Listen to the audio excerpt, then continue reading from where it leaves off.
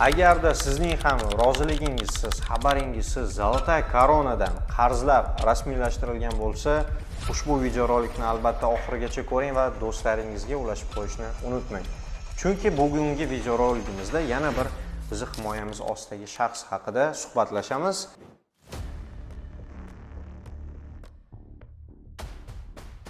Ushbu shaxsning nomiga ham Zolotay Koronadan noqonuniy tarzda qarzlar rasmiylashtirilgan edi.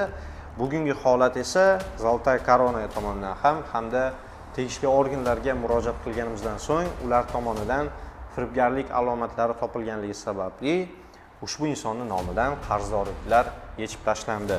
Mana bu hujjatda, ya'ni Zolotay Koronadan kelgan qaror hisoblanadi. Ushbu qarorda bu shaxsga nisbatan kompaniya hech qanday e'tirozlari yo'qligi va ushbu qarzlarni endi bu insondan qaytib talab qilmasligi haqida ma'lumotlar keltirilgan. Endi esa bizni himoyamiz ostidagi shaxsdan o'z fikrlarini eshitamiz va holat bo'yicha qisqacha ma'lumotlarini olamiz. Yana bir bor assalomu alaykum aka. Assalomu alaykum. Ko'rib turganimdan ba'zida xursandman. Kayfiyatlar ancha yaxshi bugun endi. Yaxshi aka. Holat bo'yicha ozgincha tushuncha bersangiz, bizni kuzatuvchilarimiz bizni suhbatimiz nima haqida ketayotganini tushunishlari uchun bir boshidan gapirib bersangiz. Qanday bo'lgan, nima bo'ldi, qancha summa edi? Assalomu alaykum. Avvalambor Abu Bakr Safayev akani obunachilari. O'tgan yili uyga Tojikistonga ketishim oldi bilan o'sha bola meni, ya'ni ruxsatimsiz Zolotay Koronadan kodni olib telefoniga nima qilgan? Uстановка qilib olgan. Keyin Tojikistonda yurgan paytim Rosin, ya'ni uydagilarga telefon qilishgan, Zolotay Koronani nimalari.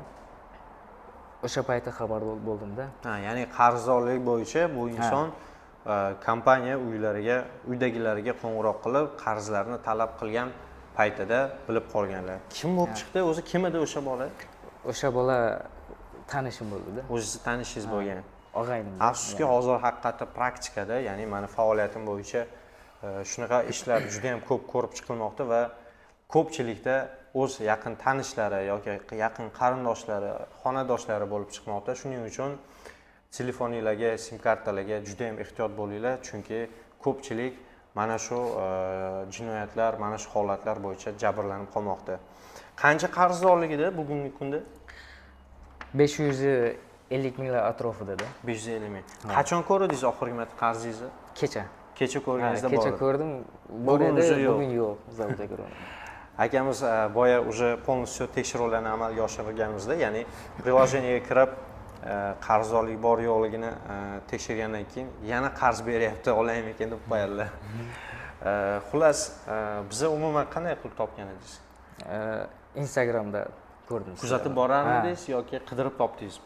Kuzatib oldimdan chiqib qoldi-da. Chiqib qoldi. Boshida ishonganmisiz yoki qanaqadir shubha bo'lganmi? Bitta yarimta odamni o'shanaqa yordam berganingizdan keyin sizga murojaat qilishga qaror qildim-da.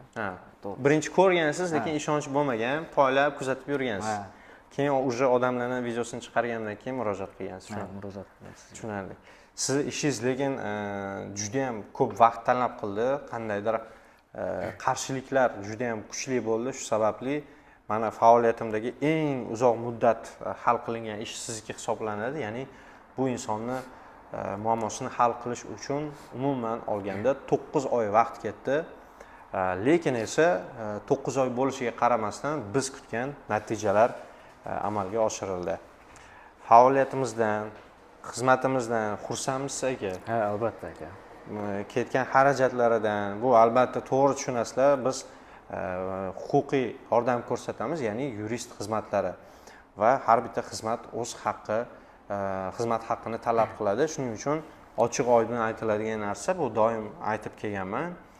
Biz qanaqadir davlat organi xodimi emas yoki bo'lmasam fond tomonidan pul olib biz shaxslarga yordam ko'rsatayotgan joyimiz yo'q. Shuning uchun baribir shunaqa xarajatlari bo'ladi. Agar siz ham shu xarajatlarga rozi bo'lgan bo'lsangiz, biz ham sizdan olgan shu xizmat haqqimizga biz ham rozimiz ko'rsatgan xizmatlarimizga. qarzdorligingiz qolmadi, endi kayfiyatlar yaxshi, bu yoqga Kayfiyatlar endi yaxshi ekan. ehtiyot bo'lasiz. Kuzatuvchilarimizga nima degan bo'lardingiz? Kuzatuvchilaringizga aytmoqchimanki, telefoningizni kim yaqin og'ayningiz bo'lsa ham bermaganingiz yaxshida. Ya'ni ehtiyotkorlik choralarini ko'rib qo'ygan yaxshi. Albatta. Ishonchsizmi yoki ishonish qiyinmi menga? Ishonchsiz Chunki ko'pchilik kommentariyada qanaqadir yolg'on yoki postanovka deb aytishadi. Biz siz bilan tanishmasmidik? Yo'q. Полностью o'zingiz bilan MVDga borib arizalarni topshirdik, kompaniyalarga shunaqa doshodlarni pretenziyalarni jo'natib, kompaniya bilan juda ham bir og'ir tortishuvlar bo'ldi, ya'ni qiyinchiliklar albatta yo'limizda chiqdi.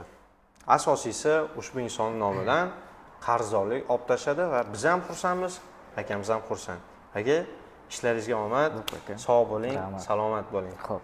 Kuzatishda davom etinglar. Agarda sizda ham xuddi shunday muammolar mavjud bo'lsa, videoni do'stingizga jo'nating, kommentariyada o'z fikringizni qoldiring va agarda siz bizning ofisimizga tashrif buyurmoqchi bo'lsangiz, bizning manzil Moskva shahrining Metro Dubrovka 1-vxtida joylashgan Astrum Targoviy sentrining 3-qavatida. Agarda siz boshqa shahardan kuzatayotgan bo'lsangiz, bizning Telegram raqamlarimizga yoki bo'lmasam prямой raqamlarga qo'ng'iroq qilishingiz mumkin bo'ladi. Raqamlarimiz +7 930 984 33 33 yoki bo'lmasam +7 930 958 44 44. E'tiboringlar uchun rahmat. Sizlar bilan Abubakir Safayev.